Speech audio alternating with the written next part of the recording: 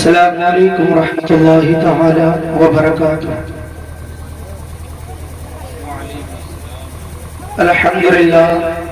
الحمدللہ الذی لا مانع لحکمہ ولا ناقض لقضائہ وقدرہ، ثم اما بعد فاعوذ باللہ من الشیطان الرجیم، بسم اللہ الرحمن الرحیم۔ قال تعالی فی تنزیلہ العزیز، قل بفضل اللہ وبرحمتہ فبذلک فلیفرحوا۔ قال تعالى في مقام آخر وما أرسلناك إلا رحمة للعالمين۔ صدق الله العظيم وبلغنا رسوله النبي الأمين المعين الكريم، ونحن على ذلك لمن الشاهدين والشاكرين، الحمد لله رب العالمين۔ میں آپ حضرات کے دیار محبت میں کچھ وقت کے لیے حاضر ہو گیا، سننے کے لیے تیار ہے بھیا؟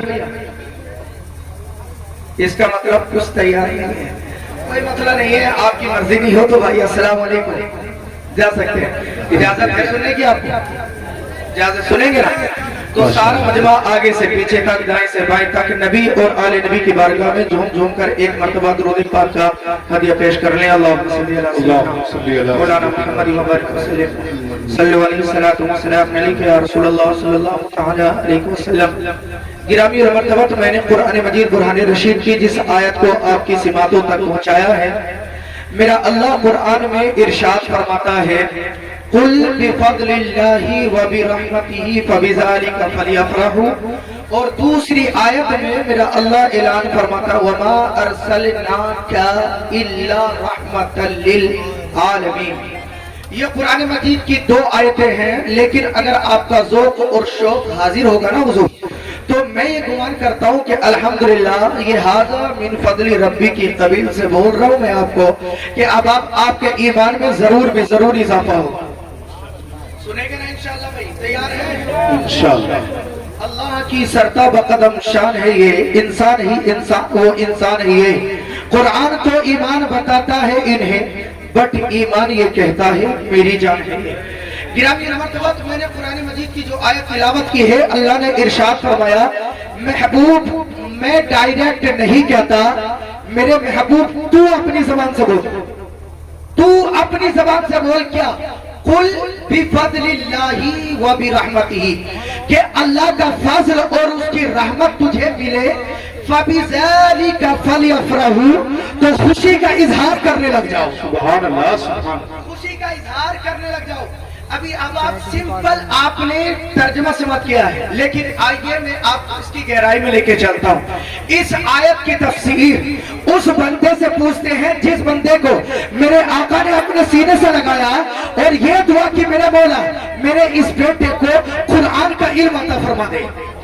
راس المفسرین حضرت عبداللہ ابن عباس اور حضرت حسن، حضرت قتادہ، تینوں حضرات بیان کرتے ہیں کہ اس آیت سے جو فضل ہے اس سے مراد ہے اسلام۔ کیا مراد ہے بھائی؟ اسلام۔ اور رحمت سے مراد ہے قرآن مجید۔ کیا مراد ہے بھائی؟ قرآن مجید۔ تو اب قرآن مجید کی آیت کے اندر دو لفظ ہم نے سنے، ایک لفظ ہے فضل اور دوسرا ہے رحمت۔ کیا لفظ ہے بھائی؟ ایک فضل اور دوسرا رحمت۔ اب آئیے قرآن مجید سے پوچھتے ہیں اے پیارے قرآن، یوں تو اللہ تعالیٰ نے انسان کو انگنت نعمتوں سے سرفراز کیا ہے، یعنی انسان کے اپنے وجود کے علاوہ تم آپ کائنات کے جہاں بھی جس خطے میں بھی نظر ڈالو میرے اللہ کا جلوہ نظر آئے گا۔ لیکن اب اسی وقار ہم پوچھتے ہیں اے پیارے قرآن یہ بتا کہ تو نے خوشی منانے کے لیے اس کے بارے میں کہا ہے کہ زمین اللہ نے دی، آسمان اللہ نے دیا، شجرات حجرات اللہ نے عطا فرمائے، اس پر خوشی منائی جائے؟ نہیں۔ تو قرآن کا فرمان سنیے اور مچل جائیے۔ قرآن مجید کی آیت کے اندر اللہ ارشاد فرماتا ہے یہ کائنات اپنی جگہ پر فضل ہو سکتا ہے، لیکن وَبَشِّرِ الْمُؤْمِنِينَ بِأَنَّ لَهُم مِّنَ اللَّهِ فَضْلًا كَبِيرًا، ہم نے سب سے بڑا فضل انسانوں پر یہ کیا ہے کہ ہم نے ان کو اپنا محبوب عطا فرمایا۔ زندہ باد زندہ باد، محبوب عطا فرمایا۔ سبحان اللہ۔ रहमत लिलआलमीन। पता ये चला कि सबसे बड़ा फजल हमारे नबी की जात है। किसकी जात है भैया? सबसे बड़ा फजल कौन है? हमारे नबी की जात। अच्छा, दूसरा लफ्ज है रहमत। क्या है भैया? रहमत। तो अब हम कुरान से पूछते हैं, प्यारे कुरान, इंसान की आंख भी रहमत है, इंसान का कान भी रहमत है, इंसान की ज़बान भी रहमत है, इंसान का पूरा वजूद रहमत है। क्या तू इस रहमत की बात करता है? तो नहीं। मुफस्सिरीन किराम फरमाते हैं कि वमा अरसलनाका इल्ला रहमतल लिल आलमीन। अल्लाह ताला ने अपने नबी को कायनात के लिए रहमतल लिल आलमीन बना दिया। सुभान अल्लाह, नारे तकबीर, नारे रिसालत, नारे हुस्सियत, जश्न ईद मिलादुन नबी। सुभान अल्लाह, सुभान अल्लाह ताला ने अपने नबी को रहमतल लिल आलमीन, और भैया बुलंदी से बोल दे सुभान अल्लाह, बना करके मौजूद फरमाया। कितने लफ्ज हो गए? दो, एक फज़ल और एक दूसरा रहमत। अगर यार आपका ज़ौक़ शौक हो, इन उलमाए किराम से मालूम कर लिए, मैं आप तक पहुंचाता हूँ। अगर अल्लाह डायरेक्टली अगर बात करता है ना, तो अब वो चीज या तो फर्ज बन जाती है या वाजिब बन जाती है। लेकिन मेरे अल्लाह ने रहमत और फजल पर खुशी का जब जिक्र किया ना, तो डायरेक्ट नहीं, इनडायरेक्ट किया। डायरेक्ट नहीं बल्कि इनडायरेक्ट किया। मालूम है क्यों? पता ये चला, अगर डायरेक्ट आ जाता तो अल्लाह जानता था कि कुछ चेहरे ऐसे भी होंगे जिनके चेहरे पर रबीउल अव्वल आने के बाद में 12 बजेंगे, उनके चेहरों पर 12 बजेंगे। लेकिन अल्हम्दुलिल्लाह अल्लाह ने हमारे ऊपर फजल किया कि सबसे पहले इंसान बनाया, और फजल किया कि अपने महबूब का उम्मती बनाया, और फजल किया अल्लाह ताला ने अहले सुन्नत व जमात से बनाया है। सुभान अल्लाह, सुभान अल्लाह, बेशक बेशक। आगे में लगे आपको ये भी बताता हुआ चलता हूँ कि सबसे बड़ा फजल आपने सुन लिया मेरे आका की जात, और सबसे बड़ी रहमत मेरे आका की जात है। अब आइए अब मैं अपनी बात को आपका कन्वे करता हूँ, लेकिन मेरी बात सुन के जवाब सुन के हलक में हड्डी अटकाना ये आपका काम है। अब लेकिन वक्त पड़ जाए तो बिस्मिल्लाह, फकीर भी हाजिर। सुभान अल्लाह। वो डर क्यों रहे भाई? वो डर क्यों रहे भाई? सुभान अल्लाह नहीं बोल रहे। अब तो क्या याद करेंगे भाई? याद करेंगे जवाब। आपसे ये सवाल किया जाएगा, मौलवी साहब हम तो अभी तक 60 साल से 2 ईद सुनते आ रहे, ईद और बकरीद, ईद और बकरीद, ईद और बकरीद, ये तीसरी ईद कहां से आई? सवाल याद हो गया भैया? तो आपका जवाब क्या होगा? कोई बंदा बता सकता है इसमें से? अगर कोई बंदा आपसे ये कहे कि ईदें तो 2 ही होती हैं, मीठी ईद और बकरीद, ये तीसरी ईद कहां से आई, तो मैं आपको जवाब बताऊं? याद रखोगे यार? हाथ उठा के बोलिए कितने लोग याद रखेंगे? माशाअल्लाह, अल्लाह ताला सबके ज़हनों को कुशादा फरमाए। याद रखोगे? जवाब बताओ। अगर ऐसा बंदा कोई ये कहे कि मीठी ईद और बकरीद के अलावा तीसरी ईद कोई से नहीं है, तो सबसे पहला सवाल ये, उससे पूछो मेरे लाल, ये सवाल जो आपने किया है, ये जो कानून बताया, ये किस किताब में लिखा है? सुभान अल्लाह नहीं बोल रहे? ये कायदा कानून किस किताब में लिखा? तो अल्लाह की कसम, मदरसे के अंदर बैठकर मैं आपको ये बता रहा हूँ, मर जाएगा लेकिन इसका जवाब नहीं दे पाएगा। क्यों नहीं दे पाएगा? क्योंकि ये उसका सवाल ही गलत है। इस्लाम के अंदर सिर्फ 2 ईद है। अब मैं आपको बताऊं, लेकिन भाई हिसाब से बताना। कभी सुबह को डॉक्टर के पास में मिले वो कि डॉक्टर साहब मुझे लूज मोशन, मेरी हालत खराब, क्यों? कि मैं तो अब तक 2 ईदें समझता था, ये मौलवी साहब ने तो 52 ईदों का ऐलान कर दिया। सुभान अल्लाह, सुभान अल्लाह, सुभान अल्लाह। 52 ईदों का ऐलान कर दिया। अब सुनिए जवाब आसानी के साथ में, खबरदार होशियार होकर। क्या पूरे साल में कितने दिन होते भैया? 360। और 360 में एक महीने के अंदर कितने जुमे आते हैं भाई? मैं आखिरी जुमले के लिए आपसे नहीं कहूंगा कि सुभान अल्लाह बोले, आपका दिल करे तो सुभान अल्लाह बोलना, वरना कोई बात नहीं है, जिसको अल्लाह तौफीक दे बोलिए, वरना खामोश बैठे रहिए, सवाब आपको भी मिलेगा। कितने? 365। क्यों मुनासिर भाई? कितने? 365। अच्छा, एक महीने में जुमे कितने होते हैं भाई? कितने होते हैं? 4। लेकिन कभी कभी बदल जाएगा। जी। ठीक है, लेकिन अब अगर इस एंगल से देखेंगे ना, तो पूरे साल में जुमे पड़ जाते हैं 52। सुभान अल्लाह, सुभान अल्लाह। कितने पड़ जाते हैं? 52। लेकिन 2 को हटा दो यार, हटाओ भाई, हटाओ ना यार, 2 को हटा दो। तो 50 छोड़ो, अभी कितने? 50 जुम्मे रहने दो। आबाब ज़िबकर, उनसे कहो कि मेरे लाल ये तो जुम्मे का दिन है, मेरे आका ने इस जुम्मे के दिन को ईद का दिन बयान फरमाया। सुभान अल्लाह, सुभान अल्लाह। नारे तकबीर, नारे रिसालत, नारे गौसियत, जश्न ईद मिलादुन नबी, आमद मुस्तफा कॉन्फ्रेंस, उलमा मुफ्ती राहिल मंजरी साहिब किबला। मेरे आका अलैहिस्सलातु व तस्लीम ने जुम्मे के दिन को क्या बयान फरमाया भैया? ईद। ईद का दिन। तो अब ईदें 2 रह गई कि 50 से ऊपर चली गई।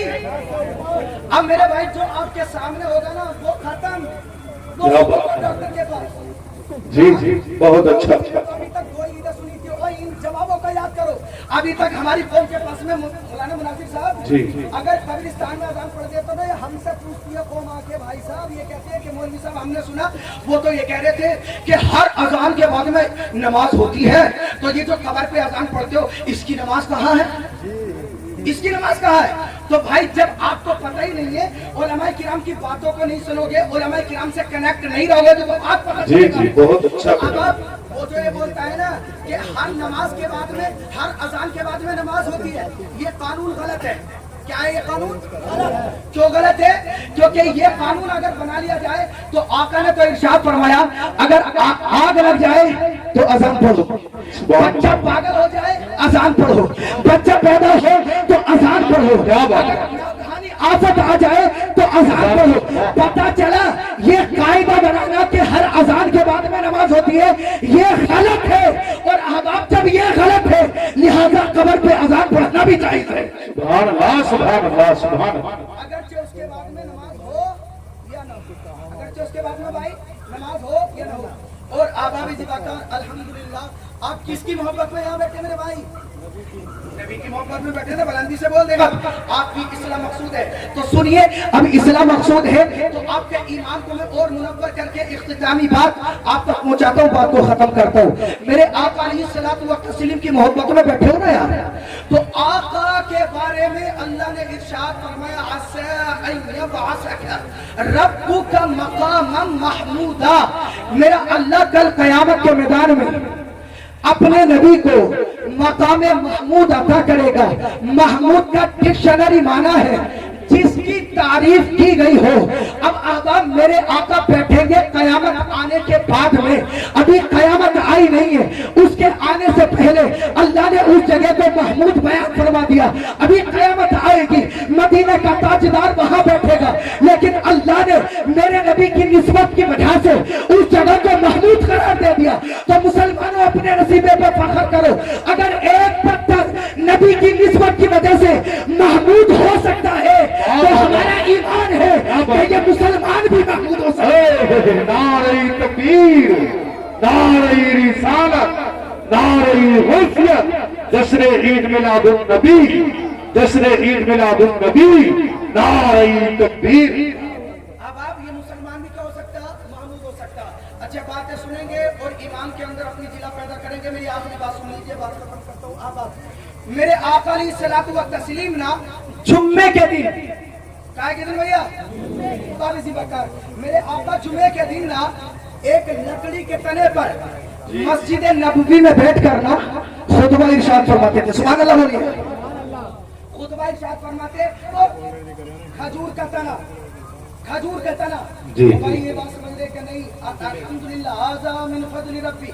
आप सुनेंगे आपका ईमान मुनव्वर हो जाएगा। मेरे आका उस खजूर के लकड़ी के तने पर खिताब करते। अब ये बताएं, लकड़ी अगर दरख्त से जमीन से हट जाए कोई दरख्त, तो अब उसका मकाम क्या होता है? चूल्हा ही तो होता है ना भाई, वो चूल्हे में तो जाएगा। लेकिन हम उस खजूर के तने पर कुर्बान जाए जिसको मेरे आका अलैहिस्सलातु व तस्लीम का टच मिल गया है, जिसको मेरे आका का टच मिल गया। ओ लोगों, नबी के टच की पावर ये है, जब तुम्हारा टच इतना है, तुमने टच मारा, क्या बात है, तुमने टच मारा मोबाइल के पर्दे खोल गए। अबे तुम दुनिया की टेक्नोलॉजी को मानते हो और नबी को नहीं मानते। मेरा नबी अगर लगा दे हाथ दरख्त को भी, अल्लाह उसको भी जिंदगी अता फरमा दे।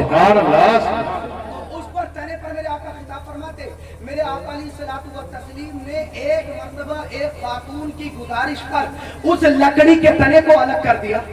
क्या कर दिया भाई? अलग कर दिया। अब सहाबा किराम फरमाते, मेरी आखिरी बात है, صحابہ کرام فرماتے ہیں کہ ہم نے ایسی آواز سنی جیسے کوئی چھوٹا بچہ دودھ پینے والا اپنی ماں سے جدا ہو کر روتا ہے. اللہ اکبر. کیا کوئی کھجور کی ٹہنی سوکھی ہوئی بھی ہوتی ہوئی دیکھیے آپ نے؟ اب اب کھجور کا تنا رو رہا ہے. میں پوچھتا ہوں اس کے رونے کی طاقت کہاں سے آئی؟ تو آپ میں سے ہر ایک کا جواب ہوگا نبی کا ٹچ مل گیا ہے، اس لیے اللہ نے اس کو زندگی عطا فرما دی. کیا بات ہے. تو میرے آقا علیہ الصلوۃ والتسلیم نے اس تنے کو چھوڑ دیا. ایک خاتون نے کہا میرے آقا اگر آپ کہیں تو میں آپ کے لیے منبر بنوا دوں. کیا بنوا دوں؟ منبر بنوا دوں.